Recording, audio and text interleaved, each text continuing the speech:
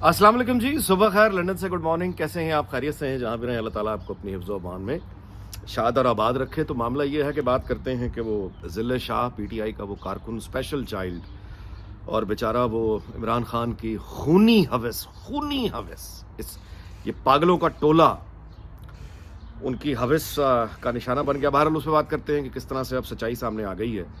PTI का अपना ही पंजाब का सदर था जिसके ड्राइवर से हिट होकर उसकी हलाकत हुई है, जिसको इन्होंने बाकायदा एक स्कैंडल बना के हुकूमत पर, पुलिस पर डालना चाहा, सियासी फ़ायदा उठाना चाहा। इसके अलावा बात करते हैं मरीम नवाज़ की ऑडियो जो आई है, वो परवेज़ रशीद साहब से बात कर रही हैं और उस पर एक अजीब व गरीब तूफ़ान मचाया हुआ है। हालांकि वो ऑडियो सुनने पर वो सारी की सारी ऑडियो सबूत है कि पीटीआई के इल्ज़ाम किस कदर जाली हैं और मरीम नवाज़ का कोई ताल्लुक लेना देना ना निगरान हुकूमत का, ना मरीम नवाज़ का, ना नून लीग का, इससे कोई वो सबूत है। कैसे, मैं बताता हूँ। और तीसरी बात करते हैं आमिर कियानी और वो बाबर गौरी का जो फ्रंट मैन था महमूद मौलवी, और उसके साथ इमरान इस्माइल, वो जो मस्खरा साबिक गवर्नर सिंध, मस्खरा नाच रहा है, गा रहा है बेहुदा आवाज़ में गाने, मतलब है इस तरह के आदमी को तो कोई डीजे नहीं है किसी पार्टी के लिए मुनासिब। और ये पता चलता है कि कल्चरली भी बाय द वे किस कदर घटिया हमारा लेवल हो गया है कि इमरान इस्माइल जैसा आदमी गाने गा रहा है और उसको लोग सुनते हैं। असल में ये क्या लोग हैं, करते हैं बात।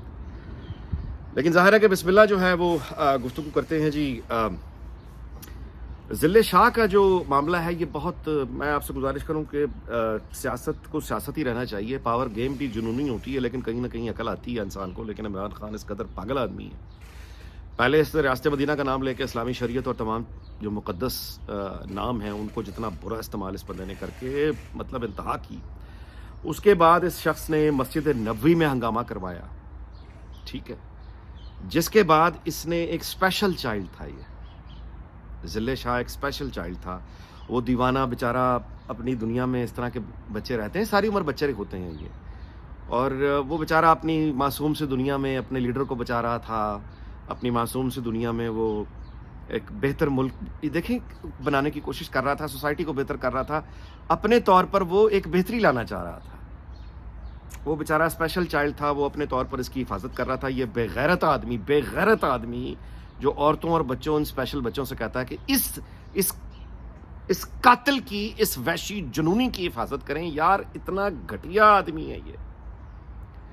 और आप अंदाज़ा लगाइए कि उसका इस्तेमाल करके वो नून लीग पर डाल रहा है, अपोजिशन पर डाल रहा है कि इन्होंने जो है इसको मार दिया। वो तहरीक पीटीआई के अपने सदर की, राना शकील का ड्राइवर था। फोर्टर स्टेडियम के सामने पुल पर वो हिट हुआ। उसके बाद वो उसको लेके जनरल हॉस्पिटल गया। जनरल हॉस्पिटल से वो उसको यहाँ लाया और लाके फेंक के चला गया। सारी सीसीटीवी आ गई। ड्राइवर पकड़ा गया। ड्राइवर ने बताया मालिक को, मालिक ने बताया यास्मीन राशिद को। यास्मीन राशिद ने उसको ज़मान पार्क बुलाया। इमरान खान से वो ड्राइवर मिला और इमरान खान ने उसको शाबाश दी और कहा अपना हुलिया तब्दील करो, फिरते रहो, कोई कुछ नहीं कहता। यार ये इंसानी, ये क्या है? और मैं आपसे गुजारिश करूं कि 1000 दफ़ा कह चुका, इमरान खान की वापसी तो खैर भूल जाएं, कभी नहीं हो सकती। उसके लिए एक मतलब मस्जिद नबी में इस शख्स ने जो किया था वो बस इंतहा थी। और उसके बाद ये जो उसने स्पेशल बच्चे के साथ किया है, ये झूठ बोल के इसने जिस तरह से इल्ज़ाम डाला है, मैं आपसे गुजारिश करूं, कुदरत का कानून है, इस आदमी के साथ बड़ी बुरी होनी है। पावर शावर तो खैर ये भूल जाए। अब सिर्फ ये है कि इसके साथ अब होनी क्या है, कितनी करबनाक इसकी अब, यानी अब कुदरत का कानून नहीं है, बचेगा नहीं आदमी। आगे चलो। मरीम नवाज़ की जो ऑडियो लीक आई है उसमें यह है कि वो ये सबूत है ऑडियो लीक कि मरीम नवाज़ के इल्म में यह वाक़या उसी तरह एक खबर की सूरत पहुंचा जैसा बाकियों को पहुंचा कि ये एक वाक़या हो गया। मरीम नवाज़ कॉल करती हैं किसको? परवेज़ रशीद को। परवेज़ रशीद कौन है? Parvez Rashid lower middle class का नुमाइंदा है नून लीग में, जिसको कहते हैं ना कि ये अमीर और सब है। लोअर मिडिल क्लास का से ताल्लुक़ रखने वाला परवेज़ रशीद पार्टी का एक सीनियर लीडर है। और मरीम नवाज़ जो कि मरकज़ी लीडर है, वो मशवरा मांग रही है अपने बुज़ुर्ग से, अपने सीनियर से, जिसका ताल्लुक़ एक लोअर मिडिल क्लास से है। और वो ऑडियो और वो मरीम नवाज़ का एहतराम बता रहा है कि वो दिल से कितना एहतराम परवेज़ रशीद का करती हैं और किस कदर इज़्ज़त और एहतराम परवेज़ रशीद को दे रही हैं।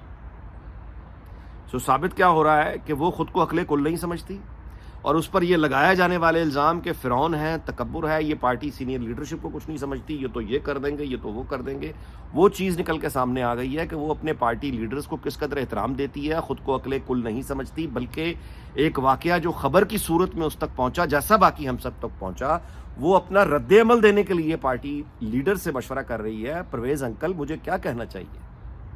پرویز انکل، یہ مجھے علم میں آیا کہ یہ پی ٹی آئی کے ہی لوگ تھے جو یہ لے کر چھوڑ کے چلے گئے ہیں، تو پرویز انکل کیا کہنا چاہیے؟ یہ پوچھ رہی ہے وہ، اور اس آڈیو کو سرکولیٹ کر کے بتایا کیا جا رہا ہے کہ یہ کوئی سازش ہو گئی ہے یا سازش سامنے آ گئی ہے۔ اگر یہ سازش میں نون لیگ یعنی ملوث ہوتی تو مریم نواز جو ہے پرویز رشید سے فون کر کے بعد میں پوچھتی کہ مجھے ابھی پتا چلا ہے کہ یہ ہوا ہے تو مجھے کیا کہنا چاہیے۔ اگر وہ پہلے پلان تھا تو پھر سارے رد عمل پہلے سے طے ہوتے ہیں کہ تم نے کیا کہنا ہے، تم نے کیا کہنا ہے۔ وہ اس کی بے گناہی، اس کی معصومیت کا ثبوت ہے، جس کو یہ اس کا جرم بتا کے سرکولیٹ کر رہے ہیں۔ وہ جہالت جیسی جہالت ہے، یہ کیا دور ہے؟ یعنی ایک تو ذل شاہ کا ہی وہ ذہن سے نہیں نکل رہا کہ ان تمام، میں دوبارہ سے ضرور یہ کہنا چاہوں گا کہ وہ تمام تبصرہ نگار، وہ سارے اینکر، وہ سارے گھٹیا بے وقوف جن کا کوئی عقل سے تعلق نہیں ہے، صحافت کی بینڈ بجا کے رکھ دی، اور کل سے وہ ایسے وہ کر رہے ہیں کہ یہ ذل شاہ کو نگران حکومت میں یہ تو فلاں پرچہ ہو گیا الٹا عمران خان کے۔ عمران خان پہ تو دھوکہ دہی، فراڈ کا پرچہ ہونا چاہیے اس واقعے کو لے کر کہ یہ تم، اچھا فساد تم چاہ کیا رہے ہو؟ یہ عورتیں بچے کیا کریں؟ تھانوں پہ قبضہ کر لیں، عدالتوں میں چلے جائیں، اور تاریخ کا شعور اس کا یہ ہے کہ خون اور فساد اتنا پھیل جائے کہ اس کے بعد ایک صورت بن جائے کہ اس کو اقتدار مل جائے۔ پاگل آدمی کبھی ہوا ہے یہ تاریخ میں؟ فساد ہوگا تو بچ جائے گا؟ کس دنیا میں رہتا ہے؟ پہلے یہ جنرل فیض سے امیدیں لگا کے بیٹھا ہوا تھا کہ جنرل فیض بغاوت کرے فوج میں، ساروں کو ملیا میٹ کر دے، اور ملیا میٹ کرنے کے بعد اس کو لا کے وزیر اعظم بنا دے۔ اس وقت بھی میں ان لاگز میں کہا کرتا تھا کہ پاگل کے بچے، تو نے تاریخ کا تجھے اتنا شعور نہیں ہے، جس جنرل فیض سے تو یہ مانگ رہا ہے کہ وہ بغاوت کر دے بطور کور کمانڈر پشاور کے، یعنی وہ بغاوت کر دے اور سب کو مار مور کے لاشیں بچھا کے تجھے لائے گا پھر وہ اقتدار میں۔ جو آدمی اس قدر یہ خوریزی کر کے آئے گا، پھر وہ خود بیٹھے گا یا تجھے بٹھائے گا؟ یہ اس آدمی کا تاریخی شعور ہے کہ دوسرا آدمی جائے قتل و غارت کری کر کے وزیر اعظم اس کو بنا دے۔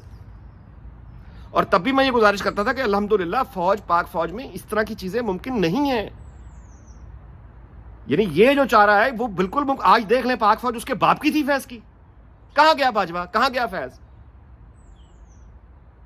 ماضی ہو گئے، قصہ پاری نہ بن گئے، اور وہی فوج وہیں کھڑی ہے۔ اور یہ الحمدللہ کہ یہ جو نئی عسکری قیادت آئی ہے جنرل عاصم منیر کی قیادت میں، یہ آپ دیکھ نہیں رہے اثر، وہ جنرل امجد شعیب کو جو ساتھ جو ہوئی ہے، کسی اور کی ہمت تھی؟ شہباز شریف کی ہمت ہے آپ کے خیال میں؟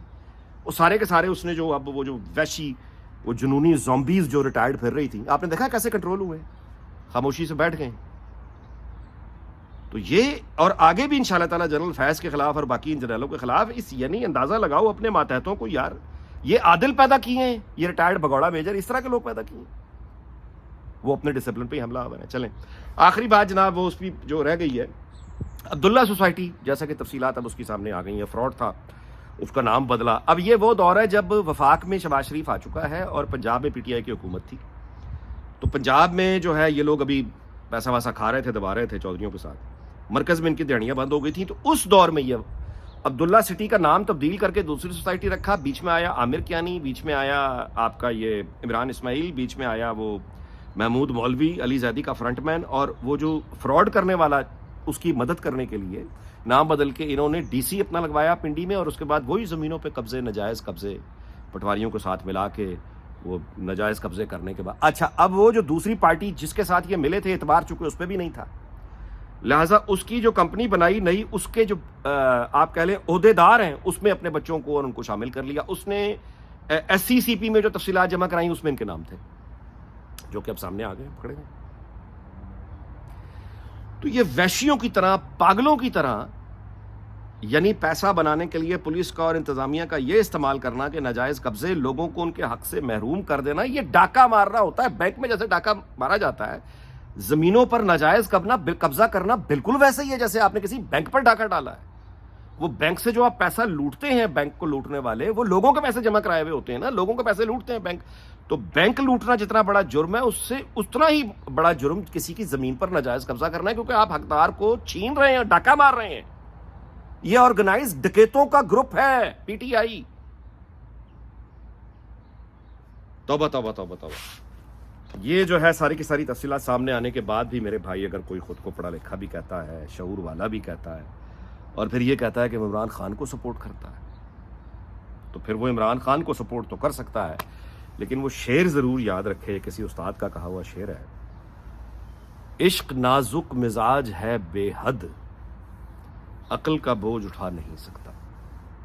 لیکن ایسے عشق پہ بھی لعنت ہے, ایسے عشق پر لعنت ہے جو اس شخص سے کیا جائے, جو آدمی بچوں عورتوں کو مطلب ہے سڈال بناتا ہے, ان کی لاشوں کے انتظار میں ہے, کبھی یہ بغاوت چاہتا ہے, ایک سول وار چاہتا ہے, خانہ جنگی چاہتا ہے, کبھی ایٹم بم چلانے کی بات کرتا ہے. اس آدمی کو, اور جاتے جاتے بائی دا وے وہ ایک چیئرمین, ان پہ بھی ذرا تبصرہ کر دیا جائے, چیئرمین وابڈا لیفٹیننٹ ریٹائرڈ وہ سجاد غنی صاحب کا ایک آرڈر کہ وابڈا کے تمام جہاں جہاں پہ قائد اعظم کی تصویر لگی ہوئی ہے ساتھ میں اس کی تصویر بھی لگائی جائے, یہ آرڈر. تو اس پر میرا تبصرہ یہی ہے کہ لیفٹیننٹ جنرل یہ جو ہے سجاد غنی جو کہہ رہا ہے کہ قائد اعظم کی تصویر کے ساتھ اس کی تصویر بھی لگائی جائے, اس پہ تو پھر اس جنرل کا شکریہ ادا کرنا چاہیے سجاد غنی صاحب کا کہ آپ کی بڑی مہربانی کہ آپ نے قائد اعظم کو اس قابل سمجھا کہ قائد اعظم کی تصویر کے ساتھ آپ کی تصویر آ جائے, کیونکہ اس بندے کا جو روحانی والد ہے یہ شعور ہے بنیادی طور پہ. سجاد غنی کوئی فرد نہیں ہے, یہ ایک شعور ہے. قمر جاوید باجوہ کا شعور, جنرل فیض کا شعور, تو یہی شعور ہے. اور یہ شعور جو ہے یہ مطلب اس شعور کا جو روحانی باپ ہے وہ ایوب خان ہے, دراصل ایوب خان.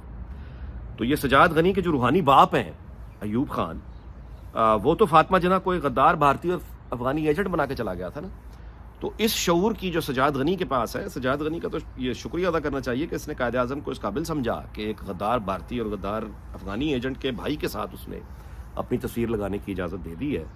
تو اس پہ تو اس کا شکریہ ادا کیا جا سکتا ہے سجاد غنی کا. اب آپ اندازہ لگا سکتے ہیں یہ ہے وہ شعور جس کا مقابلہ موجودہ عسکری قیادت کر رہی ہے. آپ اسے آسان کام سمجھتے ہیں؟